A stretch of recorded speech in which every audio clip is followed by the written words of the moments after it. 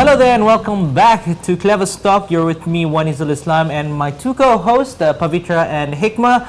Are you mentally fighting with yourself about money? No need. We will do it for you. So, welcome to our new segment, Rich or Regret, where we find out if the next financial decision that you make will either make you rich or make you regret it. All right. So basically the new segment is all about having a debate about all your everyday financial troubles. Like for today's topic, an interesting one, we'll be discussing the growing trend of pay later versus that of pay now. As many of you know, platforms like Shopee, Grab, among others, they offer a pay later option, allowing you to either pay in installments or have them, cover the cost upfront for you. On the other hand, paying now, which is the traditional way of doing it, means you make an immediate payment, often requiring you to save up for bigger purchases like laptops or high-end smartphones, the works. So lately, there's been a lot of discussion about this, which option is better. So that's why we have our two co-hosts here who will be debating and arguing the merits of both pay later and pay now. All right, so without further ado, let me introduce our fellow debaters. On my left, we've got Hikmah, who will be representing Team Pay Later. Hikmah, can you share with us why you are in favor of pay later and what advantages it offers compared to that of paying up front?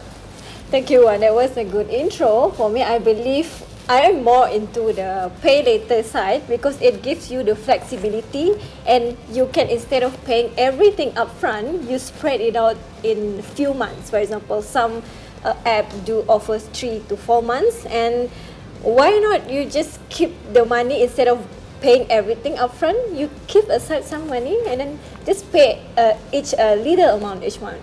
It gives you flexibility and you can use that money for other purposes instead of just spending it for that particular item that you want to buy.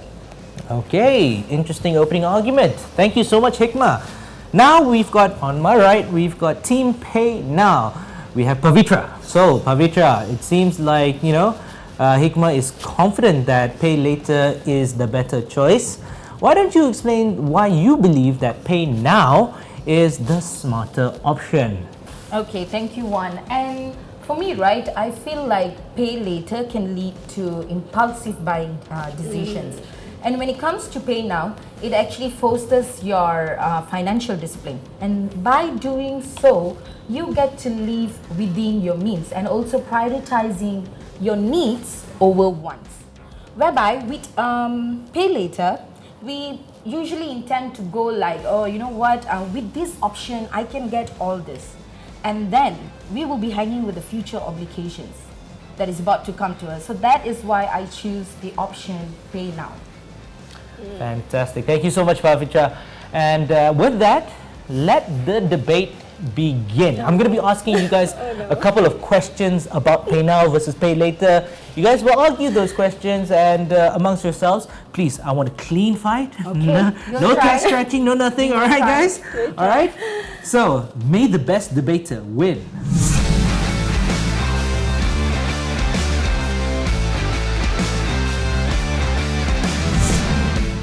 All right, guys, now we're back with the debate for rich or regret.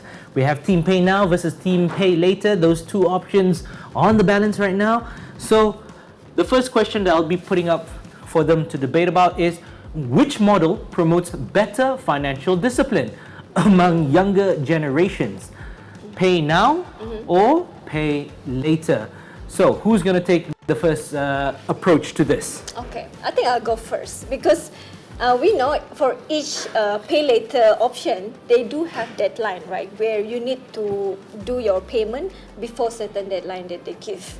And you're not just doing pay later, just like they come with term and regulation. And if you happen to not adhere, there will be consequences, right? So by using pay later, actually you are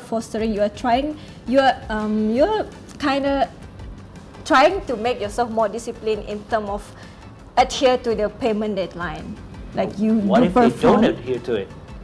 that is where they will face the consequences or they will get the penalty. So with this penalty actually will motivate you, will keep you on track with your spending and also pay on time payment. Okay, so if you don't pay, you get penalized. Yeah. If you do pay, then good for you. What about you, Pavitra? Who do you think is more financially disciplined among, especially the younger generation, when it comes to pay now or pay later? Who do you think?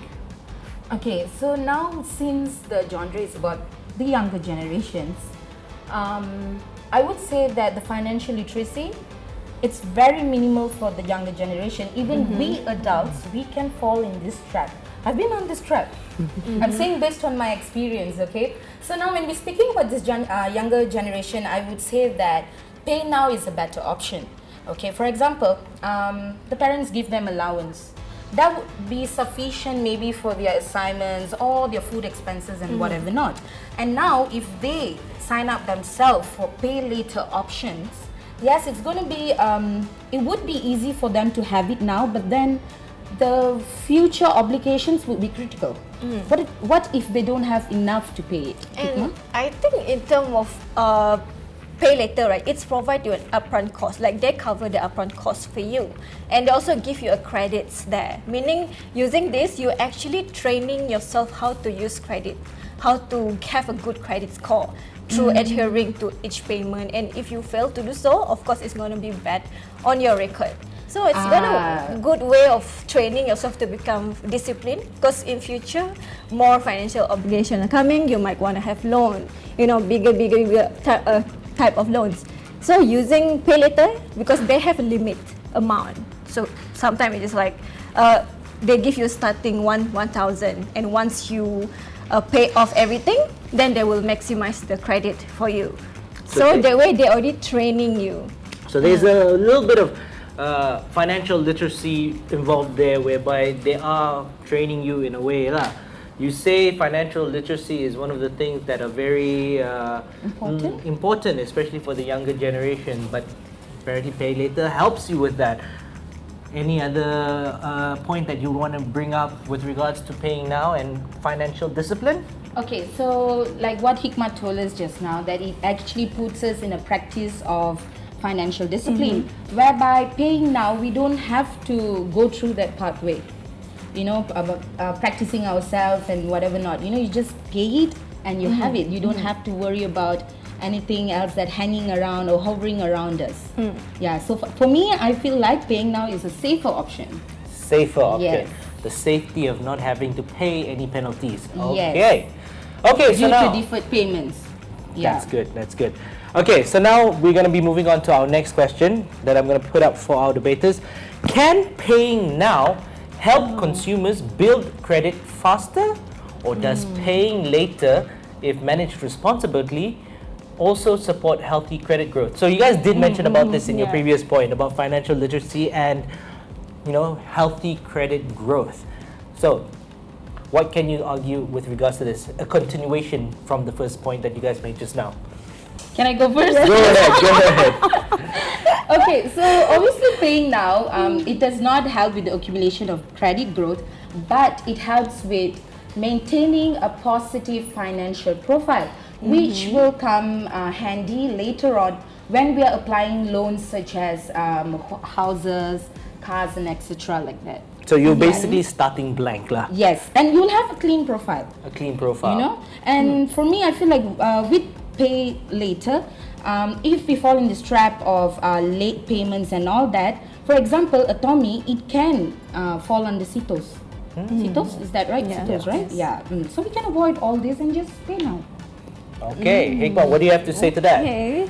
Because you do get penalized. Yeah. We get penalties with pay later, and those penalties do affect your credit score in the future. In terms of how fast it will help the credit grow, I'm not quite sure, but I do believe it's a long-term kind of the way you are spending. Okay, once you already you already used to pay later, there will be your kind of the way you spend, and in future, if it also depends on how much you spend. So the more you spend, and the more the good, if you are a good paymaster, so it will help enhance your credit scoring because the timing and date and everything. That's what I think.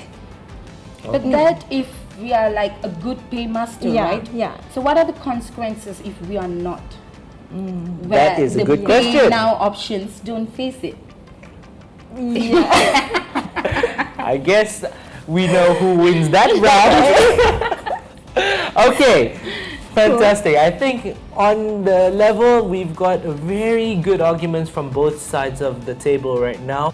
So we're going to move on to our next question, our second last question that I'm going to be putting up for the debaters is, how does widespread adoption of either pay now and pay later affect that of the overall economy? So now we're thinking about overall economy, not just the younger generation, but also that of, you know, the frequent shoppers, those from B40, M40, you know, those who require it. Overall economy, which one do you think is better, pay now or pay later? Hikmah, go Okay, ahead. I'll go first. I believe that actually when you do pay later, you help the economy by increasing your consumer spending. Also spur the demand of each product and each market, for example. And if you have the access to that upfront credit, I mean, you can spend. I mean, you don't have to, you know, save up to spend for something that you want or something that you want to experiment to. And we have many new sector right now, like the retail, technology, and all that. And it gives you a consumer power. So when you're using pay later, and it will help the overall economy once you spend, meaning you are boosting the revenue of each industry. So. It also gives the option of those who cannot afford to be able to afford. Correct. Yeah. Yes. Okay, so on the other hand, pay now, obviously it fosters our economy stable because it promotes saving by paying now. And we can use that for future investment or even help sectors like real estate, tourism and stuff like that. And I'm so sorry to say this, but maybe pay later can link to, with all these late payments and all that, right? I feel like the bankruptcy and the debts and all that in the country might rise. And then it also helped to create a new industry, I mean like good credit industry, you know, because right now there are more players are coming with pay later option. It was from Atomy first, right? But then now it's Shopee and Grab, and they're also venturing. I mean, it's going to create a new industry of credit that will control or monitor each of the consumer spending.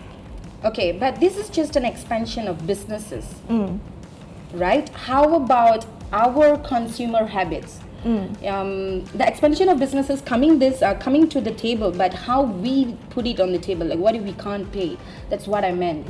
You know, like economy wise, we won't have the what do you call the rates of the bankruptcies and debts and all that. It would reduce if we choose the option of paying now, and we can use those savings for our future economy, like the real estate, tourism, agriculture, whatever not. That's what I mean, you know? Yeah, and I do believe sometimes we don't really spend that much, okay? These are sometimes we just spend for electronics, something that is not it's not often. It's like a very it's not something that we spend for everyday thing. Like you buy electronic, you use pay later. I mean, you spread it 4 months. You don't have to worry like saving that bulk of money. And then maybe you can use that money for other expenses like emergency. Put a cap on it, like maybe only 20% of the money you can save for pay later, and then use the next for paying for your credit. Okay, so that means you're telling me that the future payments are secure. Yes. You believe in that? I do believe in secure because right now BNPL it is regulated, it is controlled by Bank Negara, so no, it cannot not by them, but the future payments by yourself within your means. Yeah, I do believe because when it already becoming your lifestyle, you will tend to be more disciplined and you control yourself because you know the consequences.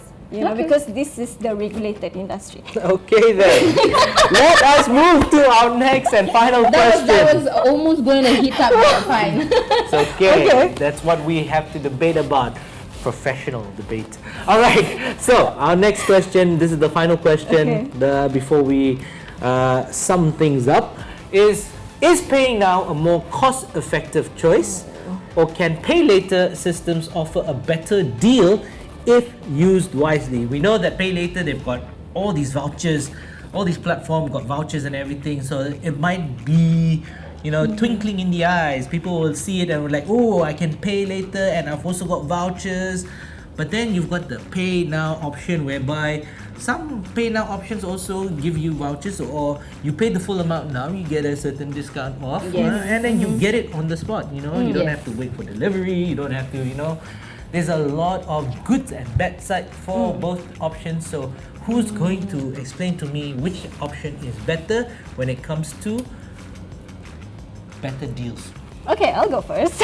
Okay.